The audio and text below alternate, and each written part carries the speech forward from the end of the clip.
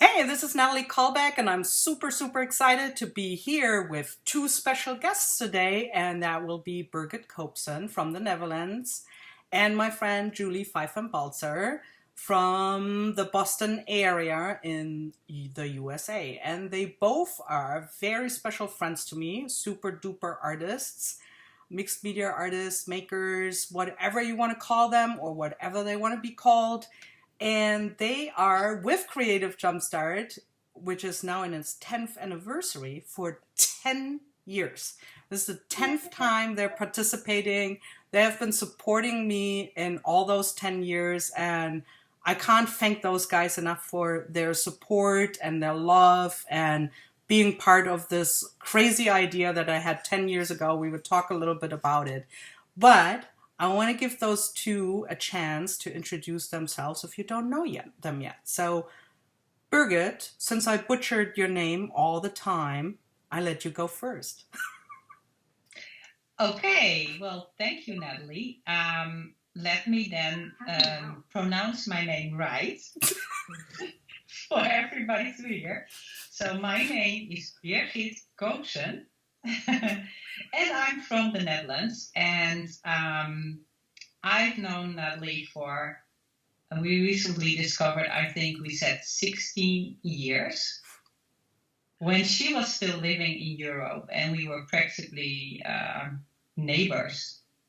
And so she lives in Germany, I live in the Netherlands. I live in a tiny little village called Winsum, which is actually has been chosen to be the most beautiful village of the country. So I live in the most beautiful village of the country for the next 4 years. And then be another village, the most beautiful, I guess. And I'm married for, that's a good question, 26 years. That's not true. Sorry, can you cut this out? No, don't cut this out. This is an important part of this interview. I can't even remember. Oh my gosh. I can't even remember when I was married. I can remember, but I can't do the calculation in my head. Doesn't matter. I'm married, and I'm a mom of three. I'm sorry, honey. You're married. Go to Cyclover. So I'm married with my husband Eric, and we've been together since I was 18. So like forever. And we have 3 kids, and I have a beautiful daughter-in-law. And I'm a mixed media artist. And what else would you like to know? I will ask you a couple more questions. You make wonderful artwork. You're really good in printmaking, painting, and you're a great teacher. I love your classes, and people come from all over to take classes with you, and you go usually all over the world to teach. So, fantastic teacher and a wonderful friend. So now off to Julie. Hey, Julie. Hi, I'm Julie Fei-Fan Balzer. I also have a name that people don't like to pronounce correctly, but that's just the way that it is. So I live outside of Boston, and Natalie and I also can't do the math, so I have no idea how long Natalie and I have been friends, but I do know that we met online many years ago when we both were reunited in a love of scrapbooking, but with like paint and all sorts of media instead of just cutting paper. And then we actually met in person in France, and I would say it was love at first sight. So we had quite an adventure. In a very interesting art retreat. We shared a very small room with some very weird accommodations. But, I would say if we can survive that, we can survive so many things. So I have been delighted to be a part of Creative Jumpstart. I think Natalie is, just as she said about Birgit, a wonderful teacher. I've been happy to co-teach things with her. She's also a wonderful person, and she's also very funny. And a fun fact that I want to share with you about Natalie that I think is an important personal characteristic, which also a characteristic she shares with my baby. So now there are two people in my life who both share this important characteristic, is that they never finish a drink to the very bottom. There's only one sip left at the bottom. So, and as soon as the baby started doing it, I was like, oh my God, Natalie has had an influence on my baby from way far away, ruining him for finishing his drink. It's a very sad thing, Natalie. I'm disappointed. Wait till he tells you why he's doing that. He will be saying, it tastes dead. I'm very excited for him to actually say anything at all. So if it's about why he doesn't drink that last sip, that will be thrilling. Yeah, and Julie's also an amazing artist. She teaches a lot. She is the host of the show Make It Artsy. She has been teaching all over, online workshops, in-person workshops. She's doing a ton of online workshops right now as well. And both of you guys have always been a big highlight of Creative Jumpstart. And if I can say so, a student's favorite too all the years. So, I mean, just saying.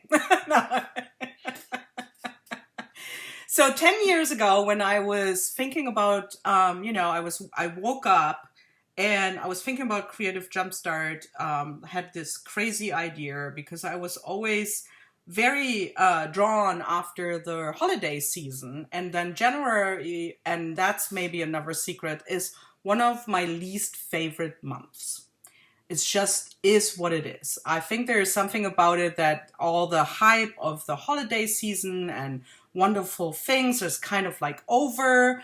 And then you have all these like weird resolutions and ideas and goals for the next year.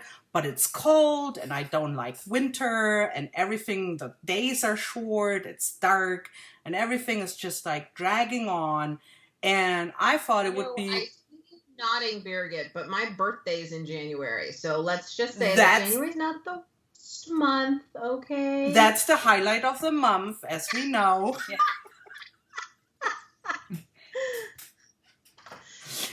But yeah, so I was thinking, there needs to be something that that maybe other people feel the same way, and how can we change that? And that's how I came up with Creative Jumpstart. And I remember actually that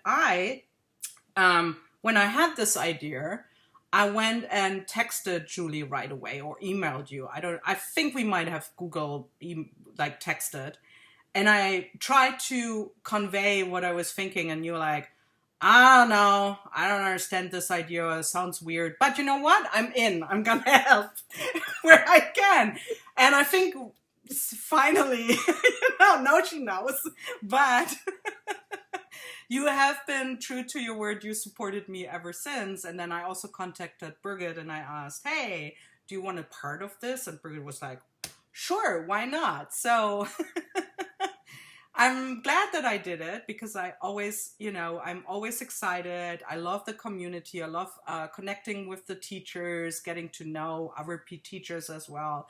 Sometimes it's the only time a year that I talk with you guys. If I don't, well, not with you guys, but with some teachers, right, that I don't see. And I love the community of students and how this developed, that people are really looking forward to the new event and they can't wait and see what the theme is. How do you feel about Creative Jumpstart?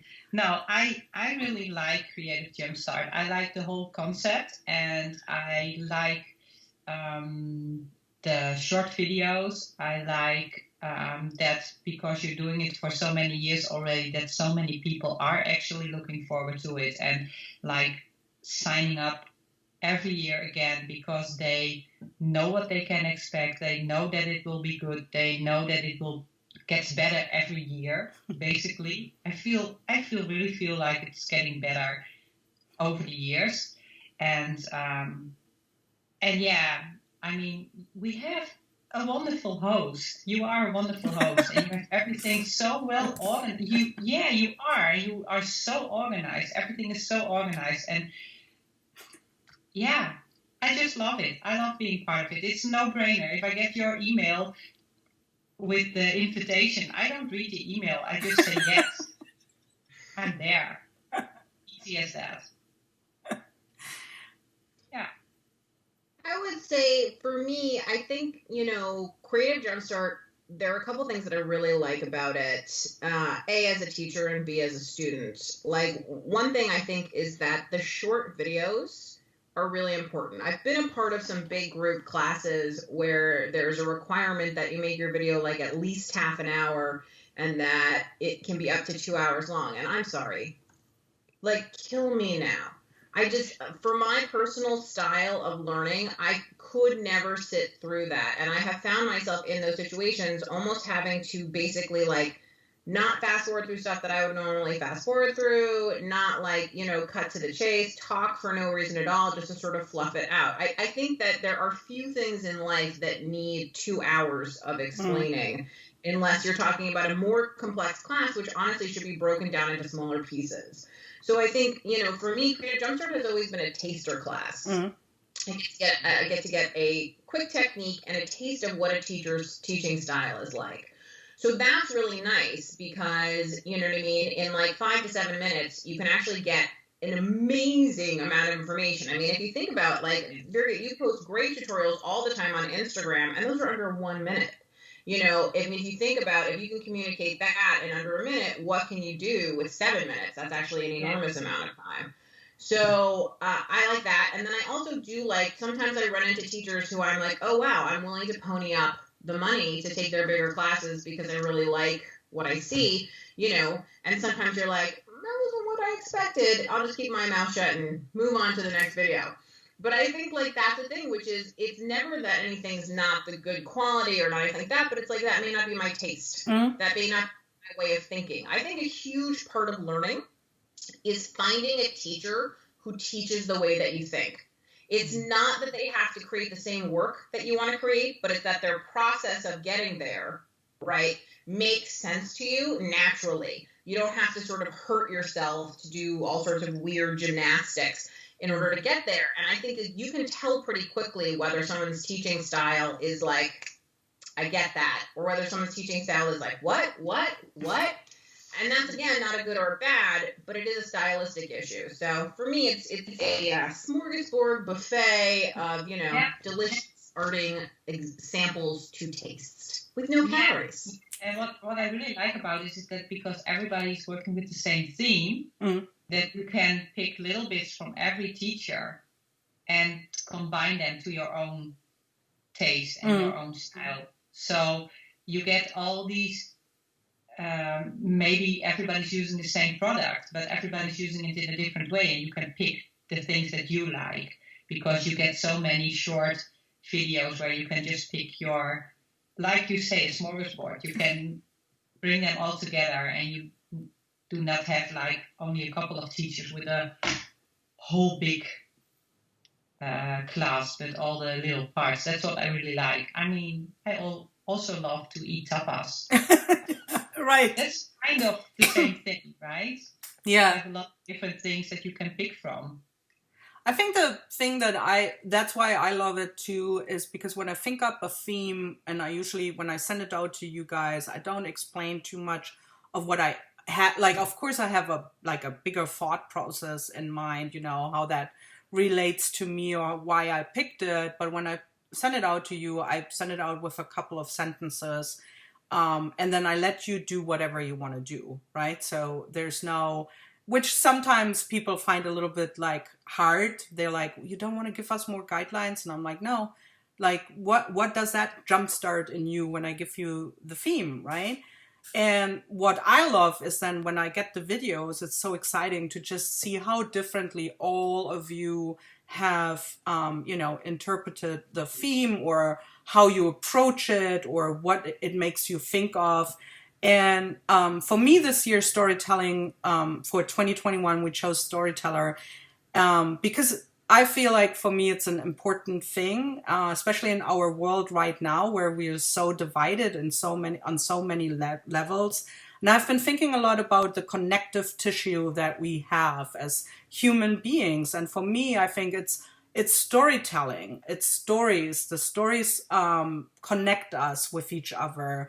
When you hear stories or you read about stories or you watch a movie or whatever, you either relate to parts of the story or not, but there's something going on, and I think that makes it easier to understand people, to feel empathy. You're like, oh, I like this person. Why do you like this person? Is there part of the story or the way how they convey their story that connects with you, right? So I thought it would be fun. I know that what connects us all, of course, is art. And I would argue, and we shall see what you think, I would argue that we are all telling a story through our art, whether we do it on purpose or not. What you think? I would say I kind of disagree, but agree. And here's why. I'll explain that. So on the one hand, I think that to me, art should tell a story, because what you're trying to do is you're trying to communicate some version of how you view the world, whether it's a realistic portrait of a field of poppies, or a completely abstract construction. Something in what you're creating is your brain, out of your head now on canvas or paper or whatever it is you're doing. Do you know what I mean? And that's your story. On the other hand, I do think that one of the things that makes, to me at least, the difference between like art and art with a capital A, if we can go that way, is purpose and is consciousness, and is the ability to say that what I'm doing is putting my perspective out, and what I'm doing is coming from my point of view. What I'm doing is telling the story of something. And I think that if you're creating completely without that idea, then for me, it's the accidental. There are accidental stories that get woven into things you may not have intended that other people see, because one of the wonderful things about art is that people bring themselves to it. I view it, and I may see a man and a woman, and based on my relationship with my partner, I feel a certain way about that, and somebody else standing next to me, based on their relationship with their partner, feels a completely different way about the same painting. So we're getting a different story.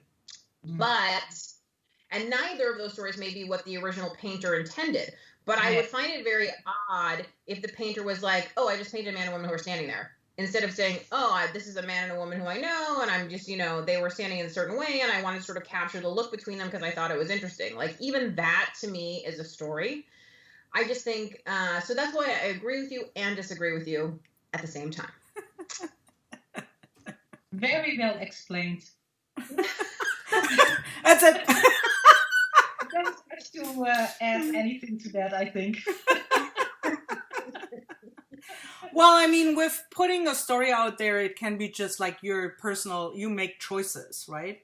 You make choices of what colors you choose. You make choices of what you put on there. And that usually springs from your story, like your experience, your thought process, right? So even if you don't intend to really tell a story, there is something of your story in whatever you put out there.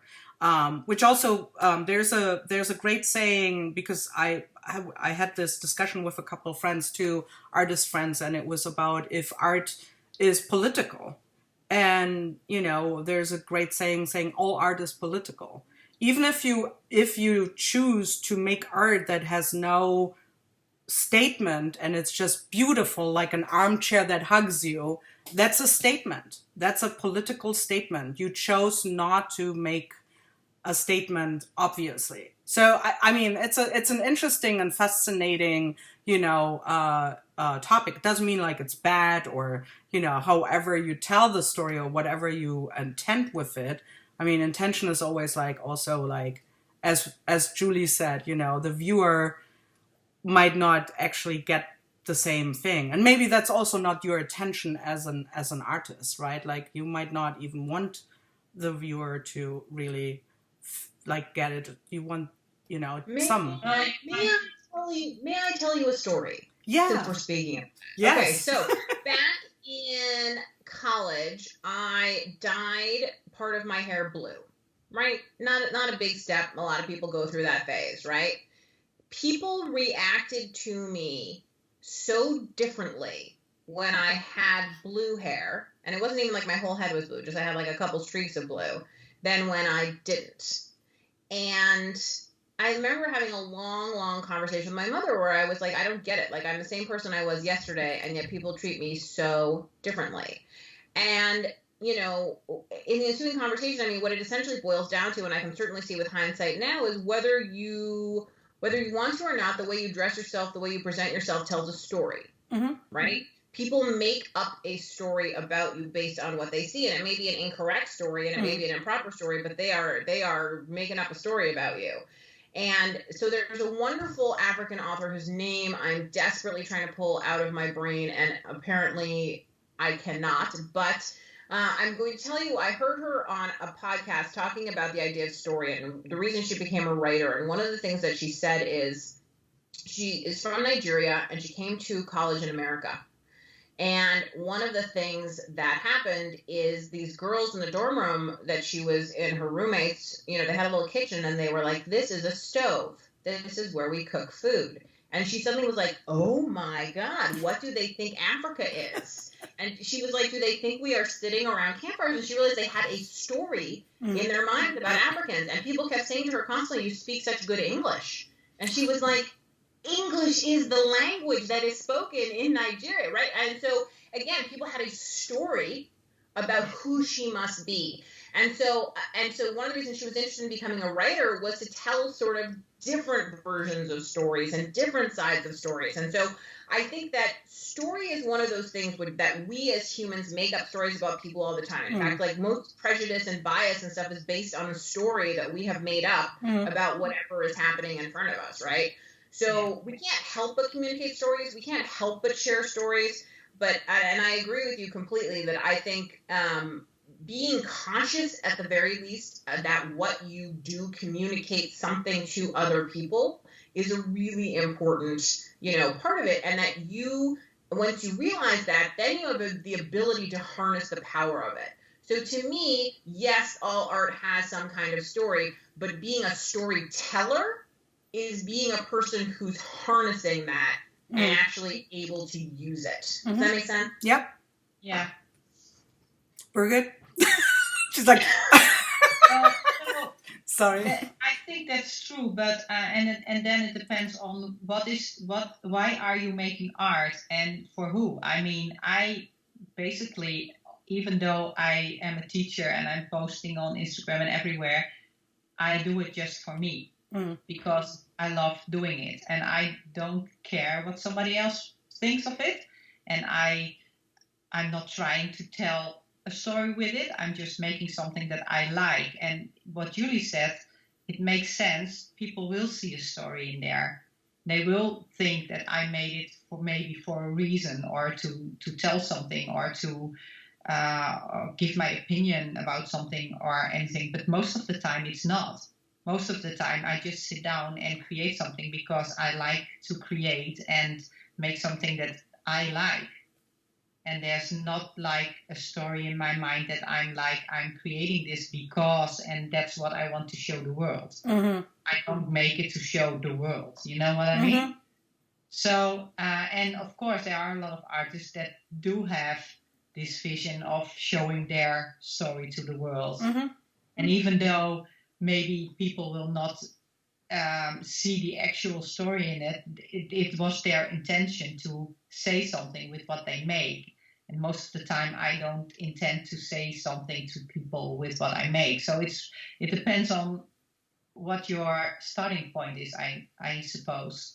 Well, I found it always so interesting in school. You know, I'm reading always. I've always been reading a ton of books. And when you have literature in school, and let's say you read something where there is not a lot of, evidence of what the author actually wanted to say about it. Like, I remember we were reading, I don't even know what the title in English is, but we were reading Heinrich Böll, Ansichten eines Clowns, something about the view of a clown, maybe. I would have to look it up.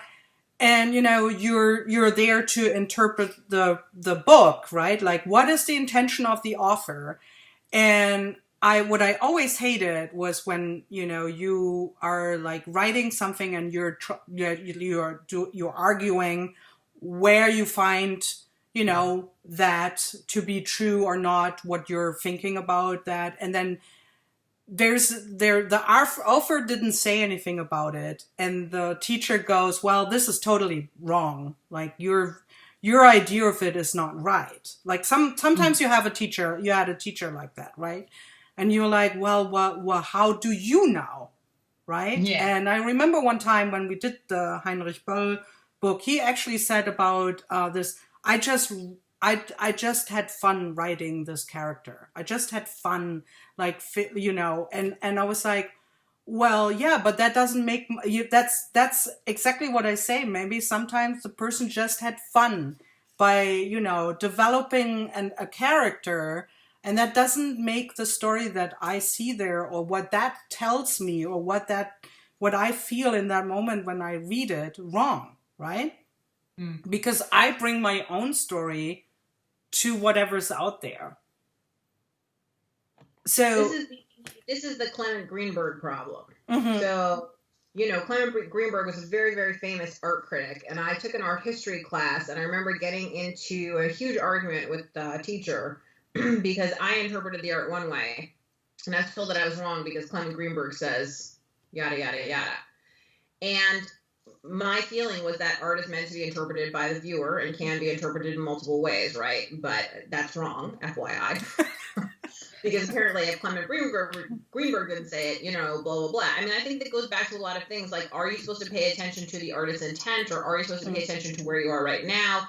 I mean, people even talk about things like Andy Warhol meant for his work to be based on things that were just like garbage that was easily accessible, but now those old packages and stuff, they're antiques.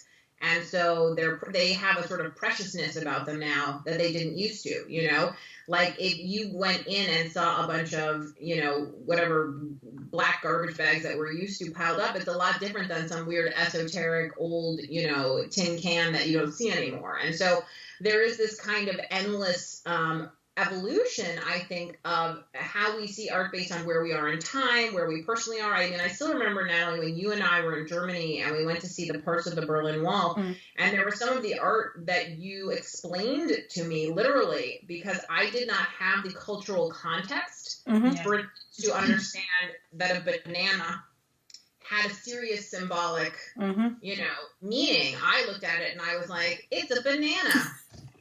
And you were like, oh my God, you're so stupid. That's not what I said. No, you never said that. You were very kind about it. But again, that comes like sometimes you just don't have the context in order to understand what the story is that someone was trying to. So then I think you come at it from a new perspective, and I think my personal feeling, I am not Clement Greenberg, and he's dead, so too bad for him as well.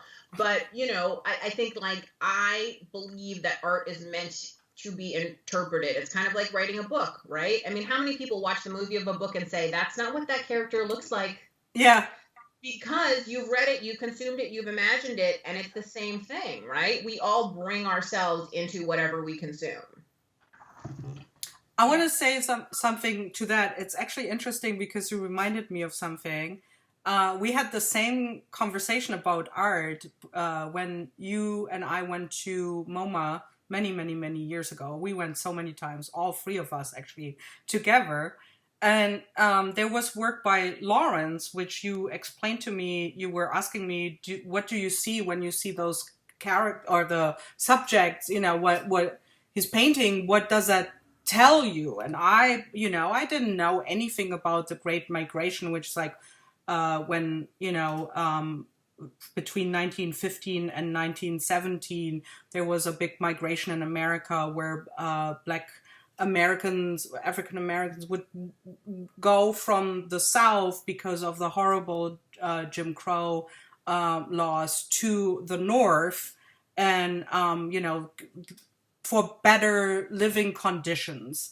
And I didn't know that background story because that's not something that is actually taught in, Germany a lot.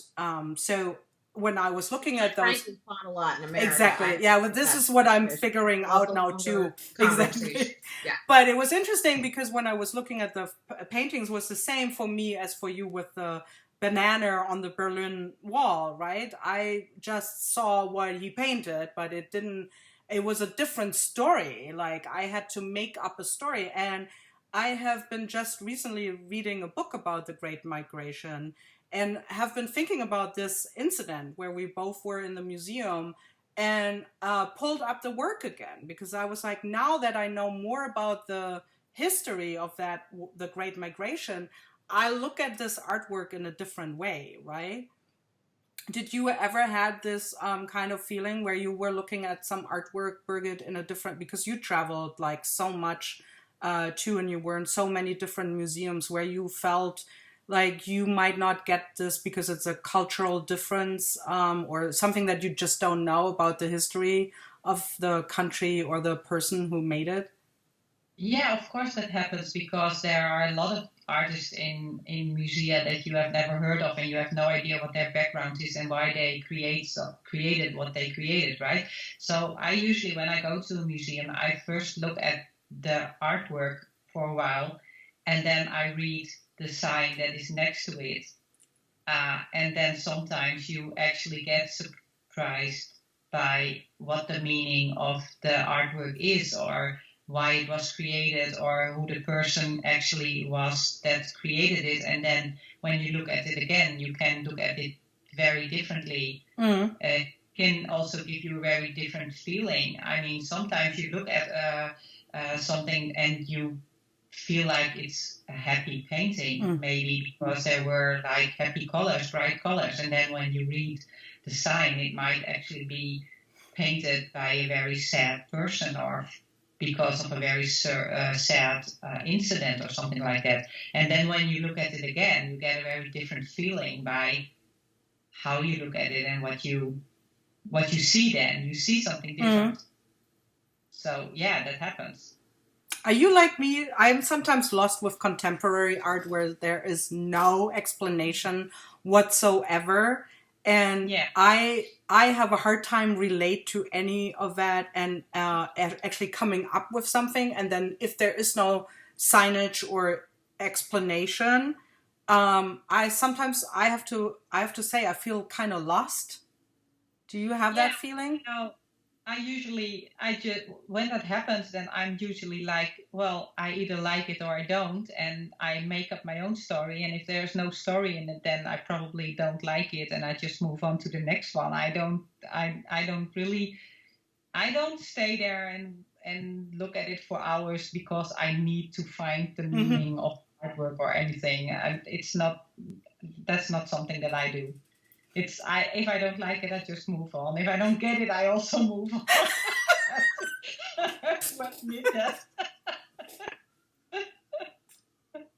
But that doesn't mean that when I don't get it, I also don't like it. I might still like something even though I don't get it.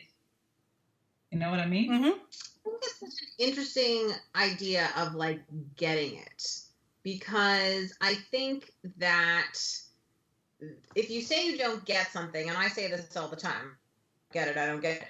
Like, I think what you're assuming is that there's something of value that you somehow are not understanding. And there's an interesting counter argument in there to make, which is if the piece isn't communicating, then actually it's not doing its job, right? And that it's not that you have a lack. This reminds me very much of Natalie and I went shopping at Gudrun Schoden were we in Germany maybe again? And I put on a dress and I was like, ugh, my boobs are too big, right? Just Match City did not fit. And she was like, no, the dress is too small in that area. And I was like, that's such a different way of thinking about it. In the first statement, I'm the problem.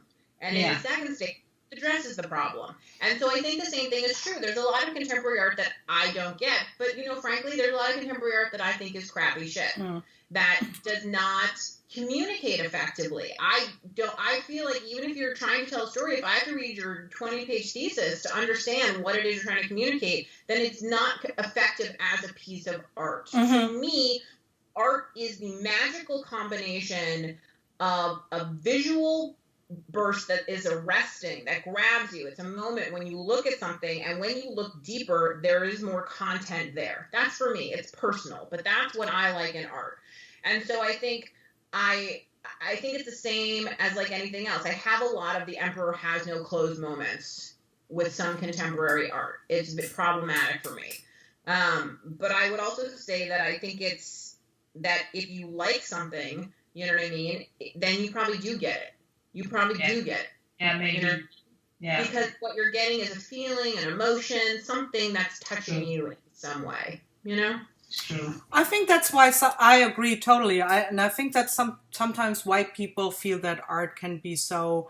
And I talked about that with Jimmy Leslie, you know, who is the resident artist and for Winsor Newton and whatever, all kinds of companies. And he was a college art professor, and he said, yeah, like sometimes art is just too snobby. And I agree. I think there's something where people get intimidated by art because they think, well, someone put this in a museum for a reason, and I should understand it, but I don't understand it. So it makes people sometimes feel, you know, maybe stupid, or why do I not get it, right? Like maybe I'm not worthy.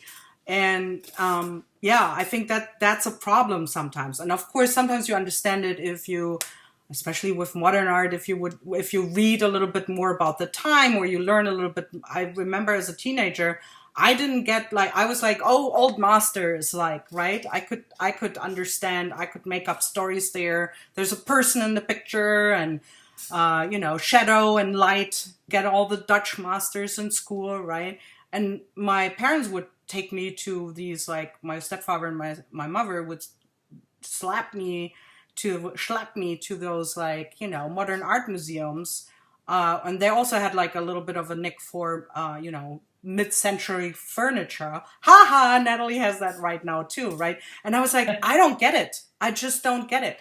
But I also didn't have this, like, kind of, when you learn a little bit more about how the times were at this time, and that was like, yeah, now it looks like someone just pulled some paint on, but that how revolutionary that was, right? Or if you hear Stravinsky's Rite of Spring in 1906 in a ballet, you know, form, and you were in that theater, people were outraged at his music and would leave the theater, right? And nowadays you listen to that and you're like, yeah, well, what was the fuss about it, right? So if you know a little bit of the background, you might also appreciate it in a different way, or not, right? Well, I think that, you know, seeing the value in something through looking through things with a historical lens is certainly important, but I do really wholeheartedly believe in the fact that each of us has within us an art critic, and it's okay to trust yourself. Exactly. You know, and that we don't all have to like the same thing. In fact, what I would say is that things that we all like probably aren't good. Yeah. Because things that are really good, there are people who hate it because they touch something, they push something, they move you in a way. And so I would say it's more work to me is more interesting. I find myself more passionate about things that I love, and other people are kind of like, really, you know. And I think that's great. I think that is also where the dialogue comes about it. That's why it's fun to go to a museum with a friend. That's why it's fun to go to a gallery with somebody. It's why it's fun to talk about art. It's why it's fun to make art with friends. I mean, one of the things that has been the hardest for me about the pandemic is, as much as I really enjoy the Zoom teaching and all that kind of stuff, it's not quite the same as being in the room and really being able to look over your students' shoulders, or being a student in a class where you really get to, like, just sort of make and hang out and have that feeling of having the conversation we're having right now. I mean, I think one of the things that has been so lovely about our friendship over the years for the three of us, you know, has been that we've had this annual thing until Birgit stopped going, and then Natalie stopped going, and then I stopped going. But we had this annual thing every year, right, where we would go to Creative Asian, CHA, whatever it was, and we would meet up, and it was always a sense of, like, okay, let's talk about where you are in your life, what's going on, kids, partners, all that kind of stuff. Okay, what's going on in your, art life? Like, what companies are you working with? How's it going?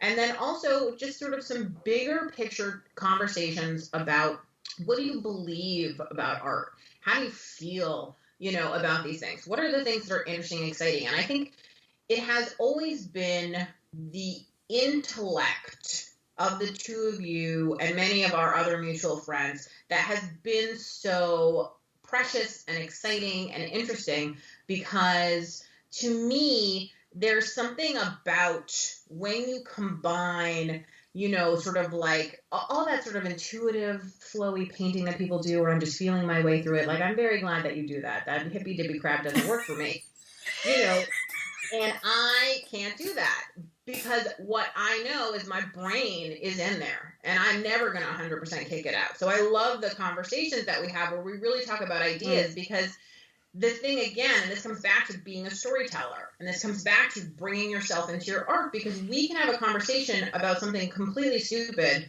that is not directly related to art. It could be, even the conversation we were having before we started this recording, and I can find myself sitting down in 2 days and being like, that's tickling in my brain now because it was stimulating. Let me think about how this is actually playing out now with these collage shapes, even though you may have no idea, you know what I mean? But I know that that is somewhere in me that I'm carrying now with me, that stuff. So, I mean, all of that is to say that I think that part of being an artist, and I think that part of being a storyteller as an artist, is just constantly finding ways to stimulate yourself. If what's exciting to you is talking to smart people about ideas, like, go and do that. If it's exciting to go look at art that you hate, and look at it, like, great, you know what I mean? Rock on.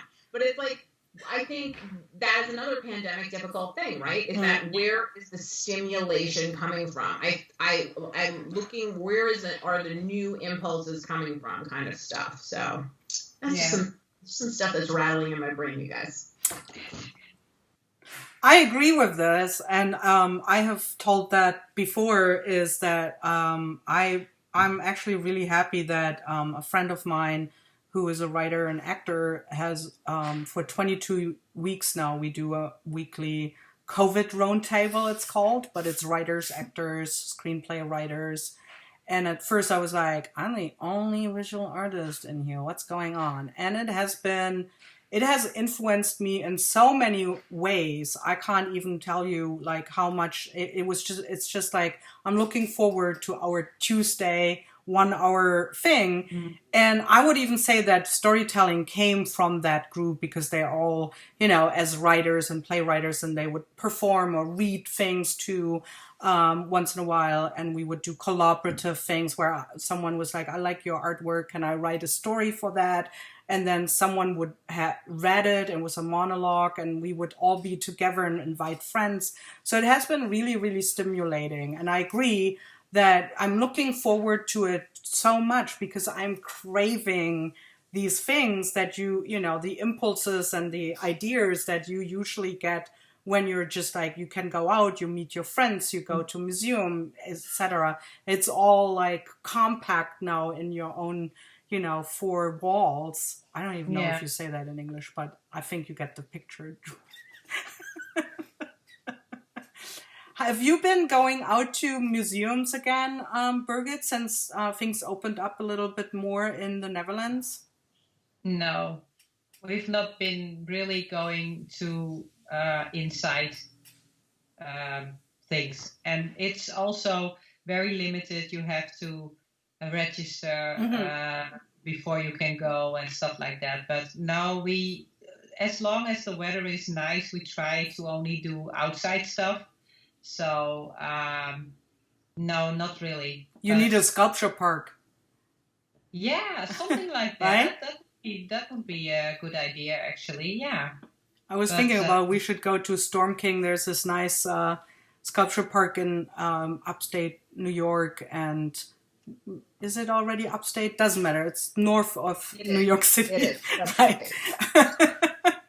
So speaking of storytelling, I asked you, I have this thread going on in all the interviews, and I asked you if each of you could pull out an object that you have in your creative space that brings you joy, and if you can show it to us and tell a story about it. So I'm going to let Birgit go first because I'm mean.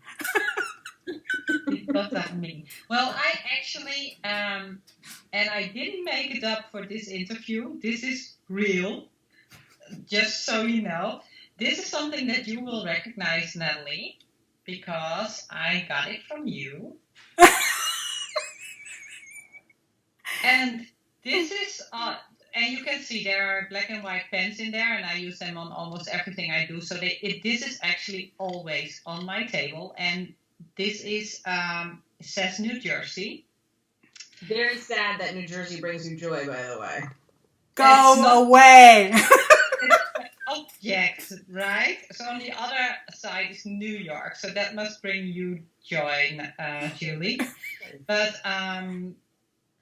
when I look at this, it always brings back nice memories because I got it from you when I visited you when you were in New Jersey for, I think, just a year. It was very early when you just moved there. And I spent a lovely week with you, and I even remember where you got it because you very sneaky bought it while I was in the same store. And then later when we were outside, you gave it to me. And I also like the story that this sign actually is in the tunnel, and we drove through the tunnel. I think it was in a cab with Jim, and it was the Holland Tunnel. And although the name Holland is the name of the architect, it is also, of course, my home country, right? So that's very interesting. And it brings back good memories. I was with you. You showed me New York. You showed me Jersey City. We saw a lot of art, a lot of street art also, which was very nice. We taught together at the Ink Pad. So that was really nice too. And the sad thing is, when I look at this, is that I was supposed to come back in November. And that's not going to happen, I think. So at least I still have this mug and can look at it and have my nice memories. And I actually met Julie there too. And talking about Julie and visiting you in New York, something else that is on the shelf next to me. Don't you dare! If that is a Yankee shirt, Yes, do it. No, it's not a Yankee shirt. It's something I got from you, Julie, and I still have it on. Okay. So, I remember when I made that. You made this for me, and it's a cardboard box, and it's still, after all these years, it's been on my shelf for all these years, and I had to dust it up a little bit. It was a little bit dusty, but it's been there for all these years, and also something that I really like to look at. I think you made it with your scan and cut or something like that. I did. And I don't know if people will recognize it, but this is my profile, right? Yeah, we will recognize that. Picture. And so that's a couple of my. I think your favorite memory of visiting New York and New Jersey at that time was when we both were wearing Yankee shirts and rubbed them on Julie's sofa that she wanted to burn afterwards. Yeah. And then I sent her this picture when I was on my flight back to the Netherlands. I actually had 2 seats and I could lie down a little bit, and I put on Yankee socks. I made a photo to send to Julie. I'm so comfy in my Yankee socks. You know, the torturing of me, I'm just saying. Oh. That was fun, Birgit. I love that. I love that you have that mug still. I didn't even remember that anymore. So let's see what Julie has. I have my phone. Now you're wondering why my phone is such an important object. But so first of all, I'm going to tell a story. So the story goes like this. Natalie said to me before this interview began, "Did you read the email I sent you?" And I was at once both offended and absolutely understood why she asked that, because I currently have, I don't know, I have 6,000 unread emails at the moment. This is not currently, by the way. That's always. That's always. That's always. So I just don't read my email. But when I read the email, I'm very proud of myself that I did it, where she asked if there was an object that you always had to have with you when you were creating. And I thought, like, what, no matter where I am, do I need to have? And the answer truly is my phone, and I'm going to tell you a couple of reasons why. So the first is I obsessively listen to podcasts when I create. Endlessly. I have like a mile-long queue. I go through tons and tons and tons of them. I listen to financial news. I listen to marketing. I listen to art interviews. I listen to storytelling. And the funny thing is, when I look at my work, I can remember the podcast that I was listening to when I made that. There is a quilt that I'm working on, and I listened to a book on tape when I stitched it together. And it was a bodice ripping romance kind of book. I remember every moment of that book when I look at that quilt. And I think like that this is so an amazing thing, which is these stories, these voices, it's Science Friday, like all whatever these random things are that are in my head because of this little device have actually become a huge part of my art. And I do sometimes wonder, some people say they have to listen to music when they create, they can't listen to words or they get too influenced. And I don't know whether I'm okay having this other influence or if it doesn't sort of bother me that way. I actually find that I'm more influenced by music. Like if I were to listen to something really moody, I feel like I start creating moody. Whereas somehow when someone's talking, it's less of an issue for me. So I would say without question, this is my sacred object. Don't take my podcasts away from me. Nice. That's a good one. I like that. It's fun to see. Yours? Oh, mine? I didn't think. Well, I didn't read my email.